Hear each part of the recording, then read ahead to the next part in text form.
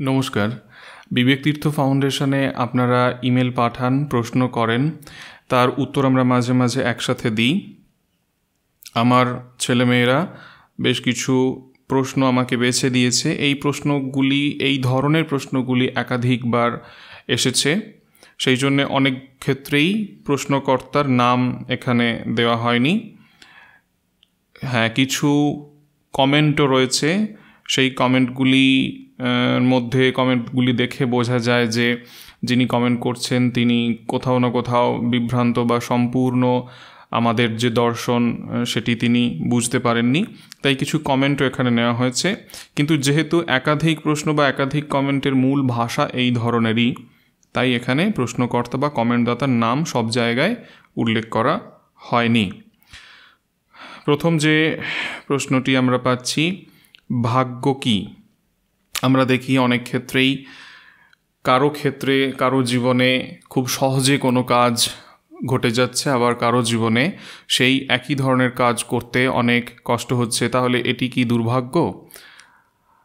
ভাগ্য বিষয়টিকে বোঝার জন্যে আমি একটি নদী কল্পনা করতে বলি। এমন একটি নদী, যে নদীর দুটি স্রোত দুদিকে চলেছে। একটি স্রোত ধরে নেওয়া যাক পূর্ব দিক থেকে পশ্চিম দিকে চলেছে, আর একটি স্রোত পশ্চিম দিক থেকে পূর্ব দিকে আসছে। এবার এই নদীর পূর্ব দিকে এমন একটি দ্বীপ রয়েছে, সেই দ্বীপে অনেক সুখ রয়েছে, রত্ন রয়েছে, যাই হোক, যা কিছু আমরা কল্পনা করতে পারি সেই ধরনের এক অত্যন্ত সুখের সাম্রাজ্য রয়েছে সেই দ্বীপে। আমার নৌকো নদীতে নামানো হলো। এবার ধরে নেওয়া যাক ওই যে স্রোত পশ্চিম থেকে পূর্ব দিকে যাচ্ছে, আমি সেই স্রোতের মধ্যে নৌকোটিকে নেমে গিয়েছে আমার। তাহলে আমার নৌকো খুব দ্রুত গতিতে খুব সহজে ওই দ্বীপের দিকে এগিয়ে যাবে, এটাই স্বাভাবিক হয়ে যাচ্ছে। আবার দেখা গেল যে আরেকজনের নৌকো তার ওই পূর্ব দিক থেকে পশ্চিম দিকে যে স্রোতটা আসছে সেই দিকে নামানো হয়ে গিয়েছে। তাহলে তার সেই নৌকো খুব সহজে ওই দ্বীপে পৌঁছাতে পারবে না, প্রতিকূলে তাকে যাত্রা করতে হবে। এইবার সমস্যাটা কোথায় তৈরি হয়? যার নৌকো পশ্চিম থেকে পূর্বের স্রোতে নেমেছে তাকে খুব শক্ত করে হাল ধরে থাকতে হয়। সে যদি ঠিক মতো করে তার হাল ধরে থাকে, হাল কোথায় থাকে? আমাদের বিবেকে, বুদ্ধিতে। সে যদি ঠিক মতো করে হাল ধরে থাকে, সে খুব সহজে ওই দ্বীপে গিয়ে পৌঁছাতে পারবে। আর যার নৌকো প্রতিকূলে স্রোতে পড়ে গিয়েছে তাকে দাঁড় বাইতে হবে, হাল ধরে থাকার সাথে সাথে তাকে দাঁড় বাইতে হবে, অনেক পরিশ্রম করতে হবে। এবার আরেকটি বিষয় এখানে রয়েছে, তাহলে যে ব্যক্তির প্রতিকূলে নৌকো পড়লো সে তাহলে খুব দুর্ভাগা, আর যার অনুকূলে নৌকো পড়ে গেছে সে খুব সৌভাগ্যবান? না, বিষয়টা অনেকটা এরকম যে ওই কোনো রকম পরিশ্রম না করে বাস্তবের এই স্রোত, প্রতিকূল, অনুকূল এই সবের সাথে তার কোনো পরিচিতি ঘটেনি, বিপরীতমুখী হাওয়ার, দাঁড় বাওয়ার কষ্ট, এর ফলে তার কোনো শারীরিক সক্ষমতা অর্জন হয়নি। সে যখন ওই দ্বীপে গিয়ে পৌঁছাবে তখন সে ওই দ্বীপের অত ঐশ্বর্য, অত মণিমাণিক্য, কত সুখ উপভোগই করতে পারবে না, যতটা না এ উপভোগ করতে পারবে। কারণ এ এতদিন ধরে দাঁড় বাইতে বাইতে নিজেকে শক্ত সামর্থ্য করেছে, শক্তিশালী করেছে। একটা জিনিস সবসময় বুঝতে হবে, আমার সমস্ত কিছু যদি আমি শরীর দিয়ে ব্যাখ্যা করি, উদাহরণস্বরূপ শরীর যত বেশি শক্তিশালী হবে, শক্ত সামর্থ্য হবে, তত শরীর বেশি উপভোগ করতে পারে। জীবনও ঠিক সেরকম। জীবন যত বেশি সংগ্রামের মধ্যে দিয়ে যাবে তত জীবনের উপভোগ বেশি। যেখানে বেশি অন্ধকার সেখানে আলো তীব্রতা বেশি হয়, আর যেখানে অনেক আলো তার মাঝখানে যতই রঙিন আলো জ্বালাই না কেন তা বিশেষ ফুটে ওঠে না। ফলে ভাগ্যবান ব্যক্তি কে তা নির্ভর করে আমার হিসেবের ওপরে। আপাত দৃষ্টিতে মনে হতে পারে যার নৌকো অনুকূলে পড়ে গিয়েছে সে খুব ভাগ্যবান। হ্যাঁ, সে হয়তো একদিক থেকে ভাগ্যবান, কারণ তাকে জীবনের সংগ্রামটা সেভাবে করতে হলো না। সে হয়তো বিনা সংগ্রামেই ওই দ্বীপে গিয়ে পৌঁছাতে পারলো, ঐশ্বর্যশালী এক দ্বীপে গিয়ে। কিন্তু সে ওইভাবে সেই দ্বীপের সুখ, সেই দ্বীপের যে উপহার, সেই দ্বীপের যে ঐশ্বর্য তা ভোগ করতে পারবে না।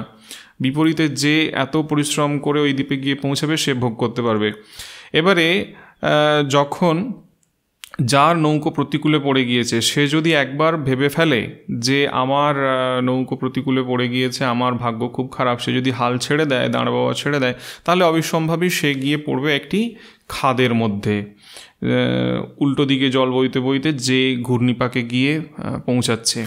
আবার যার অনুকূলে নৌকো পড়েছে সেও যদি হাল ছেড়ে দেয়, সে যদি তার বিবেক বুদ্ধি ছেড়ে দেয়, তাহলে তার নৌকো এদিক ওদিক হতে হতে কিন্তু কোন সময় প্রতিকূলে এসে পড়ে যাবে সে বুঝতে পারবে না। ফলে এই দুই তরফের ব্যক্তি, যার আপাত দৃষ্টিতে মনে হচ্ছে খুব সৌভাগ্য, যার আপাত দৃষ্টিতে মনে হচ্ছে খুব দুর্ভাগ্য, দুজনকেই খুব শক্ত হাতে হাল ধরে থাকতে হয়, দুজনকেই দাঁড়াওয়া অভ্যাস করতে হয়।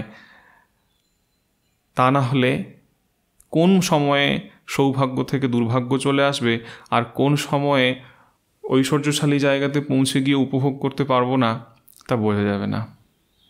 খুব সহজভাবে আমরা ভাগ্যকে এইভাবে ব্যাখ্যা করতে পারি। জন্মান্তর কি সত্য?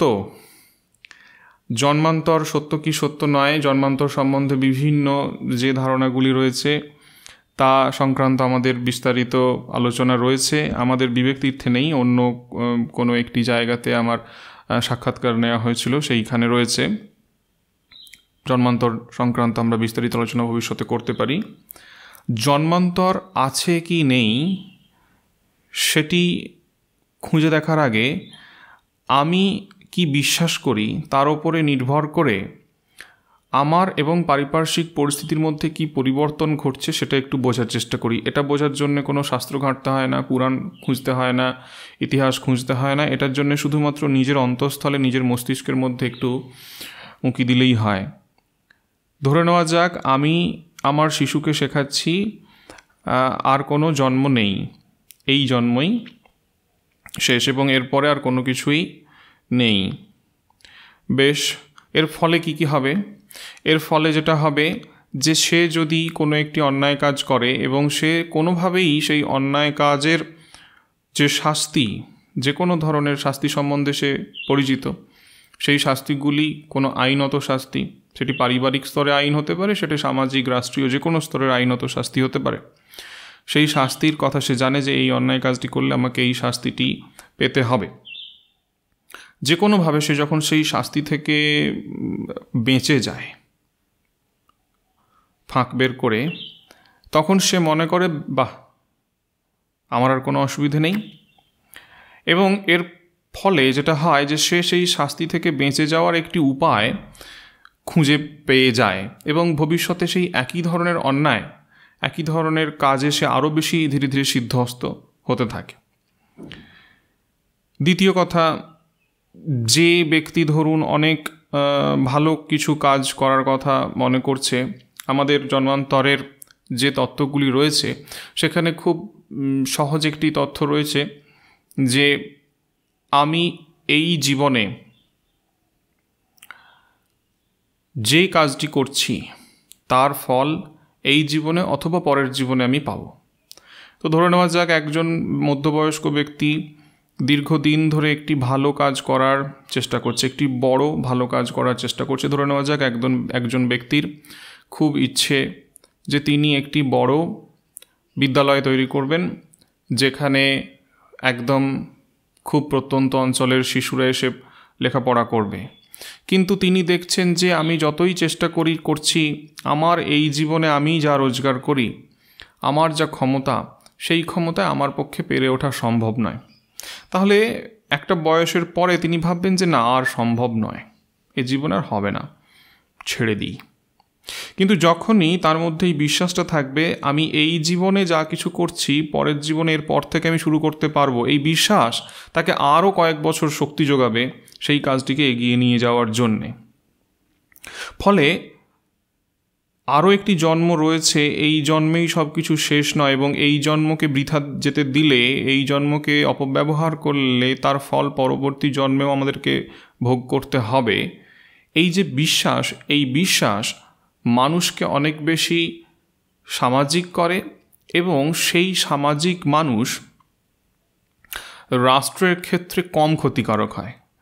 যে মানুষের মাথার মধ্যে এই বিশ্বাস আছে যে এই জন্মে যা করছি তার আর কোনো ফল পেতে হবে না, আমি যদি কোনোভাবে ওই চুরিবিদ্যা মহাবিদ্যা যদি না পড়ো ধরা, সেই ধরনের একটি যে প্রচলিত কথা আছে, যদি সেরকম ভেবে ফেলে তাহলে তা কিন্তু সমাজের জন্য, রাষ্ট্রের জন্য অত্যন্ত ক্ষতিকারক। কিন্তু যখনই একজনের মস্তিষ্কের মধ্যে এটি থাকবে, শিশু বয়স থেকেই মূল্যবোধটি তার মাথার মধ্যে থাকবে যে এটি অত্যন্ত একটি গর্হিত কাজ এবং এর ফল আমি এখন না পেলেও সেই চাকার মধ্যে কোথাও না কোথাও গিয়ে আমাকে সেই ফল পেতে হবে, তা তাকে অনেক ক্ষেত্রেই ধারণ করে রাখে, ধরে রাখে, তাকে ধার্মিক বানায়।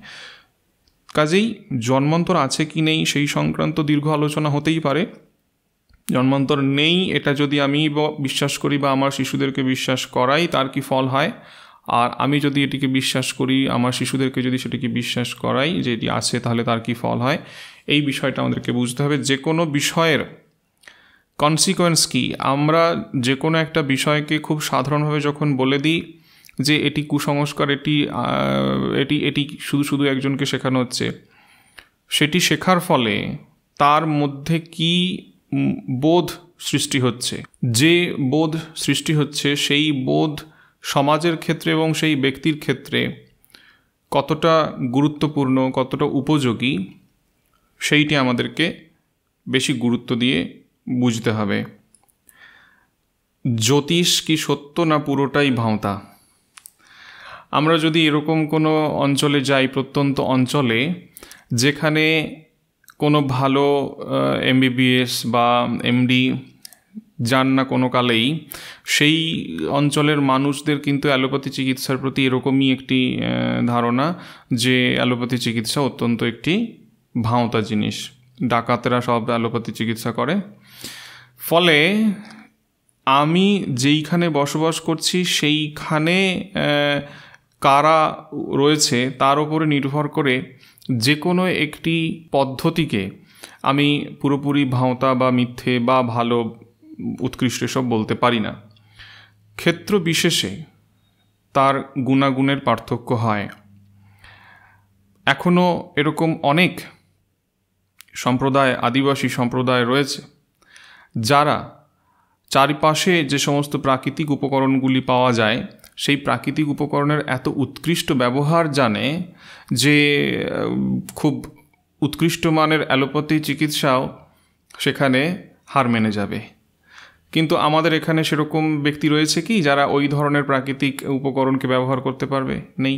ফলে আমরা খুব সহজে বলে দিই যে আয়ুর্বেদে কিছুই হয় না।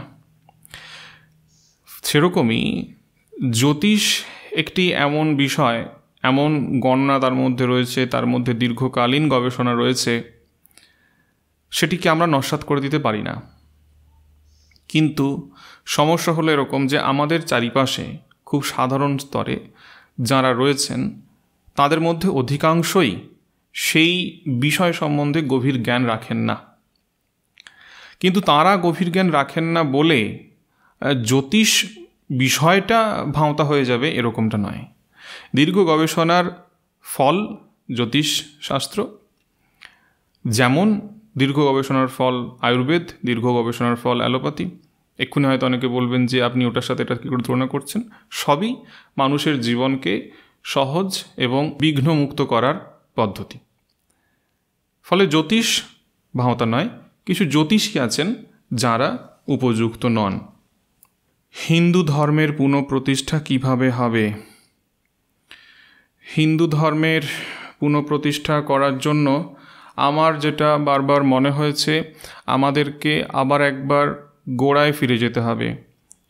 হিন্দু ধর্মের গোড়া কোথায়? সনাতন সংস্কৃতির সূত্র বেদ। আমাদেরকে বেদে ফিরে যেতে হবে। সমস্যাটা হয়েছে দীর্ঘকাল ধরে পুরাণের মধ্যে এত বিষ মেশানো হয়েছে। যখন কৃষ্ণদ্বৈপায়ন পুরাণের রচনা করার কথা ভাবলেন, বলে রাখি এই বিষয়ে আগেও বলেছি, কৃষ্ণদ্বৈপায়ন একজন ব্যক্তি নন, একটি সংগঠনের নাম সম্ভবত। এখনও এটা হয় যে কোনো একটি প্রতিষ্ঠানের মধ্যে যারা থাকে, যেমন ধরে নেওয়া যাক আমি একটি প্রতিষ্ঠান থেকে গবেষণা করছি, তাহলে আমার গবেষণাপত্রের ওপরে সেই প্রতিষ্ঠানের নাম লেখা থাকবে, আমার গবেষণাপত্রের ওপরে আমার সেই প্রতিষ্ঠানের যিনি ভাইস চ্যান্সেলর তাঁর স্বাক্ষর থাকবে, আমার সেই প্রতিষ্ঠানে আমার যিনি গাইড তাঁর স্বাক্ষর থাকবে ইত্যাদি। তো যদি এরকমটা হয় যে কোনো একটি উৎকৃষ্ট প্রতিষ্ঠান, সেই প্রতিষ্ঠান থেকে যে গবেষণাগুলি বেরোচ্ছে, তখন কিন্তু আর গবেষকের নাম, গাইডের নাম, ভাইস চ্যান্সেলরের নাম সেখানে গুরুত্বপূর্ণ হয় না। সেখানে শুধু বলা হয় অমুক জায়গা থেকে এই গবেষণাপত্রটি বেরিয়েছে। আমরা অনেক সময়ই দেখি সেটা খবরে আসে, অমুক জায়গা থেকে এই গবেষণাপত্রটি বেরিয়েছে। তাহলে সেই রকমই একটা ব্যাপার কৃষ্ণদ্বৈপায়নের নামে যে আমরা চালিয়ে দিই যে তিনি 18টি পুরাণ রচনা করেছেন, গীতা রচনা করেছেন, বেদের ব্যবচ্ছেদ করেছেন, বহু কিছু। এই সমস্ত কিছু হতে পারে তার অনুপ্রেরণাতে হয়েছিল, কিন্তু এটি বিভিন্ন মানুষ দীর্ঘ সময় ধরে করেছে। একটি প্রতিষ্ঠানে যেমন ধরে নেওয়া যাক 1970 সালে যে গবেষণা হয়েছে, আজকে 2024 সালে যে গবেষণা হবে তার মধ্যে অনেক ফারাক হবে। সেই গবেষণার যে গঠন, সেই গবেষণার যে প্রণালী, সেই গবেষণার যে পদ্ধতি, সব কিছুর মধ্যেই বহু ফারাক হবে। তো এই বিষয়গুলোকে মাথায় রেখে আমাদেরকে পুরাণ পড়তে হবে।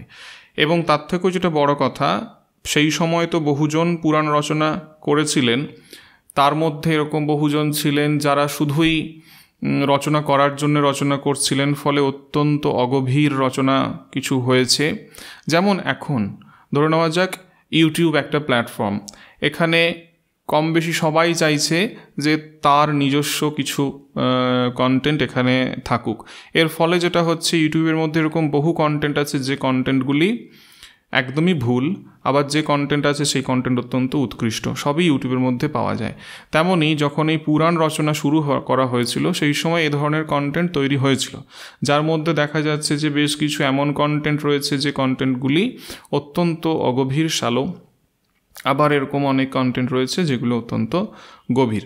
এর পরবর্তী সময় আমি কেশকম্বলীর কথা বলেছিলাম, অজিত কেশকম্বলী। বৈদিকরা যখন সাধনা করতো, তাদের প্রথম কাজ ছিল যে তাদের যাতে শীত না লাগে, গরম না লাগে, সেই জন্যে তাদেরকে কেশ কম্বল জড়িয়ে থাকা হতো। কেশ কম্বল হচ্ছে মানুষের চুল দিয়ে তৈরি করা এক ধরনের কম্বল, অথবা চুলকেই এত বড় করা হবে যেটাকেই কম্বলের মতো আমরা জড়িয়ে রাখবো গায়ে।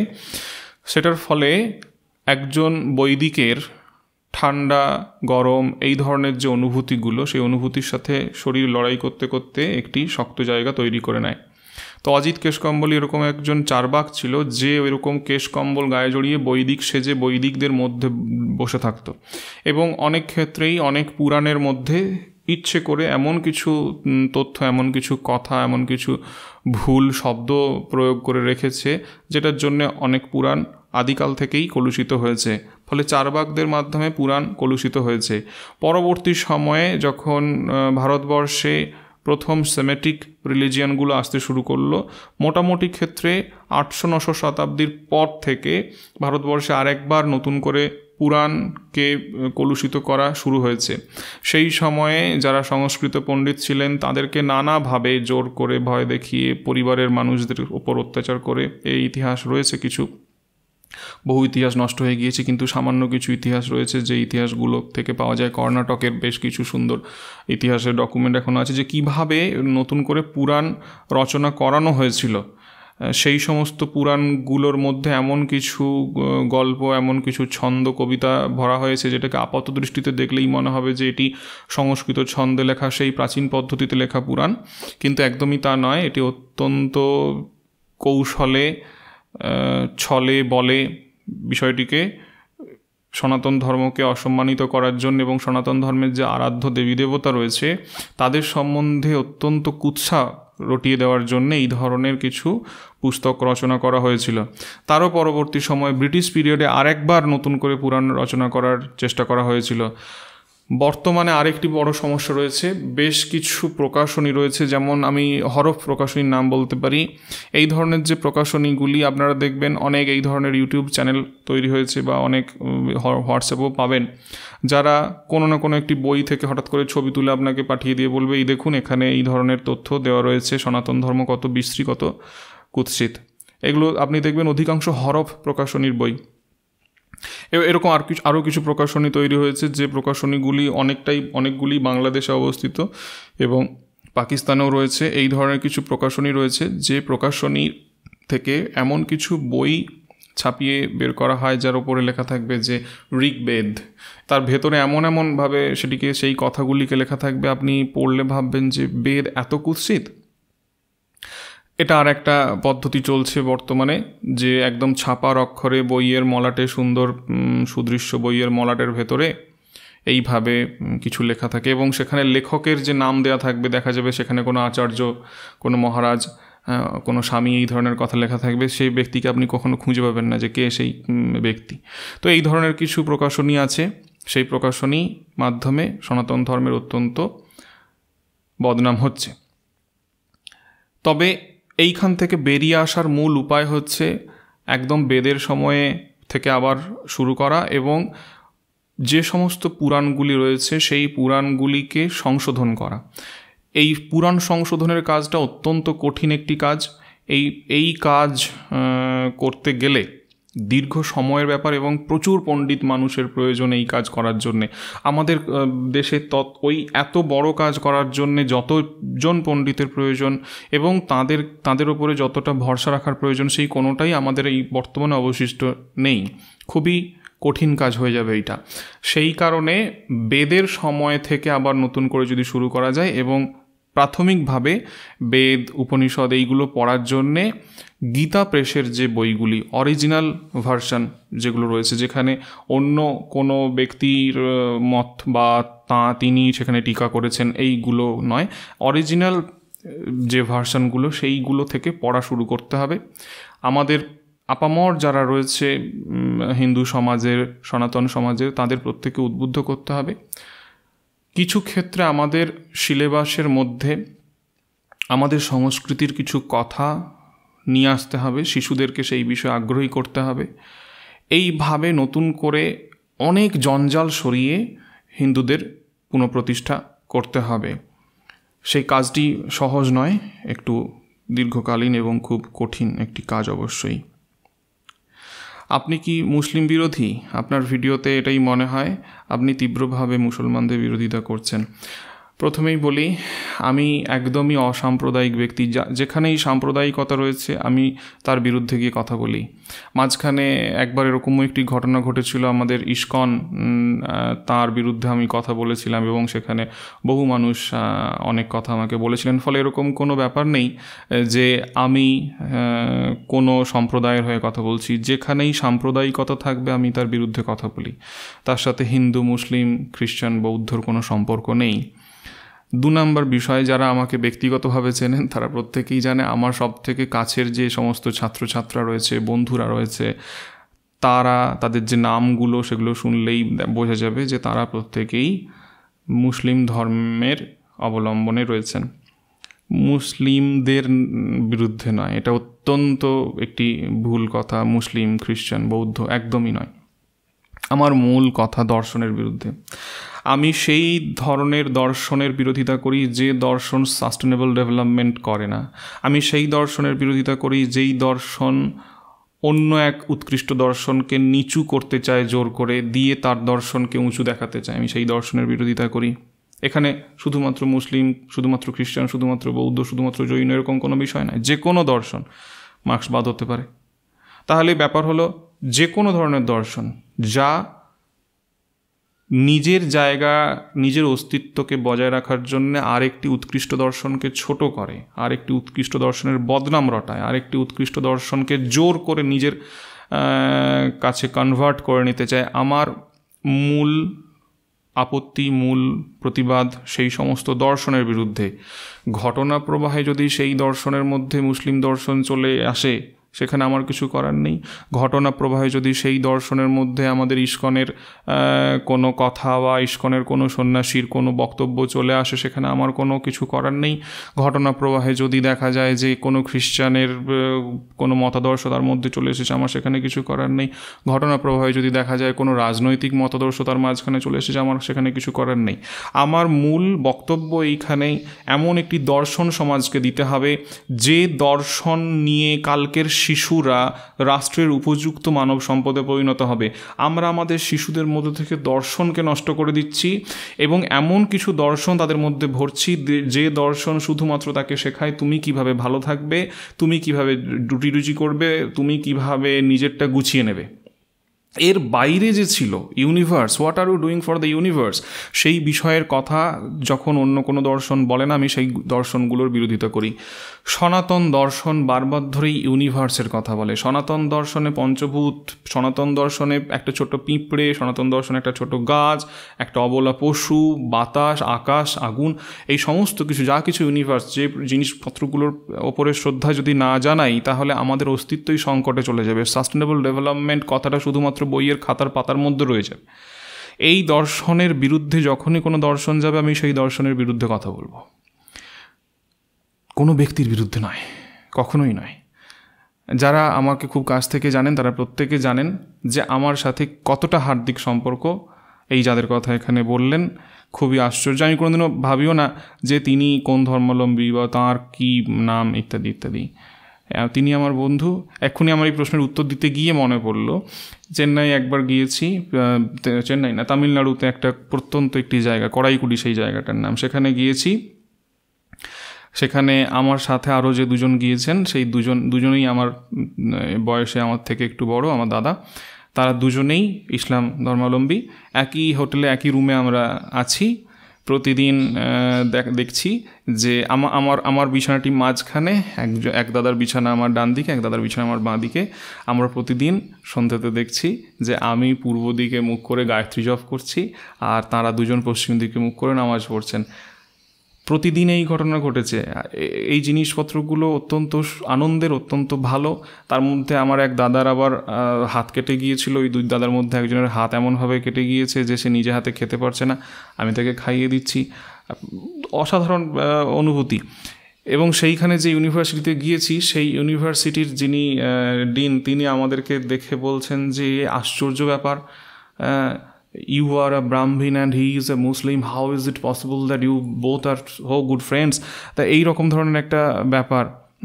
তাহলে এই যে তারা ভাবছে যে how is it possible that you both are so good friends, এটা তারা ভাবতেই পারছে না তামিলনাড়ুতে। তাহলে এই ধরনের প্রশ্নগুলোই অবান্তর, এই ধরনের প্রশ্নগুলোই অবান্তর। আমার মনে হয় ওয়াসিমদা ভিডিওটা দেখছে, আমার মনে হয় সোহেলদা ভিডিওটা দেখছে, আমরা একসাথে গিয়েছিলাম সেখানে। তো এই ধরনের অনেক সুন্দর স্মৃতি আমার রয়েছে। আমার এইখানে যারা রয়েছে, আমার সামনেই রয়েছে যে বসে, তার নামও কিন্তু ইসলাম থেকেই আসে। ফলে এই ধরনের কথাগুলো আমি কোনোদিনও ভাবিও না, আমাদের ভাবার কোনো প্রয়োজনীয়তাও আসে না। মূল বক্তব্য দর্শন নিয়ে, মূল বক্তব্য কোন দর্শন আমাদের রাষ্ট্রকে আবার উন্নতির শিখরে নিয়ে যাবে, মূল বক্তব্য কোন ধরনের জীবনশৈলী শিশুদেরকে মূল্যবোধের মধ্যে নিয়ে আসবে, কোন ধরনের জীবনশৈলী শিশুদেরকে কুসংস্কার থেকে সংস্কারের মধ্যে নিয়ে আসবে, কোন ধরনের জীবনশৈলী সাম্প্রদায়িকতা ছড়াবে না, যে আমিই শ্রেষ্ঠ তোমাকে এখানে থাকতে দেবো না, এই ধরনের বিষয় কোন ধরনের জীবনশৈলী ছড়াবে না। আমার অনেক ভিডিওতে হয়তো এরকম থাকবে যে সনাতন ধর্ম শ্রেষ্ঠ, সনাতন ধর্ম শ্রেষ্ঠ। আমি একটা ভিডিওতে বলেওছি যে অধম উত্তমের তো বদনাম করেই। এই কথাটা এই কারণেই বলা, দীর্ঘদিন ধরে অন্যান্য যারা রয়েছে তারা বারবার করে সনাতনকে অধমের জায়গাতে ঠেলে নামানোর চেষ্টা করেছে, যেটা প্রাপ্যতার ছিল না। এরকমভাবে সনাতন ধর্মকে অধমের জায়গাতে নামানোর কোনো কথাই ছিল না, কিন্তু সেটি করা হয়েছে। যেটি উত্তম সেটি উত্তম, তাকে তো মানতে হবে, যেটি মধ্যম সেটি মধ্যম, সেটা তো মানতে হবে। কিন্তু আমি যদি জোর করে উত্তম হওয়ার জন্য উত্তমকে অধমে নামিয়ে দিই, তখন তো তার প্রতিবাদ আমি করব।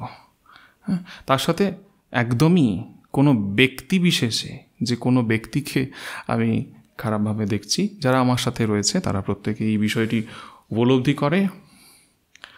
পরবর্তী প্রশ্ন, পড়াশোনা করার অধিকার কেন সবার ছিল না? বৈদিক যুগে দেখা যায় যে সবাইকে পড়াশোনা করানো হতো না।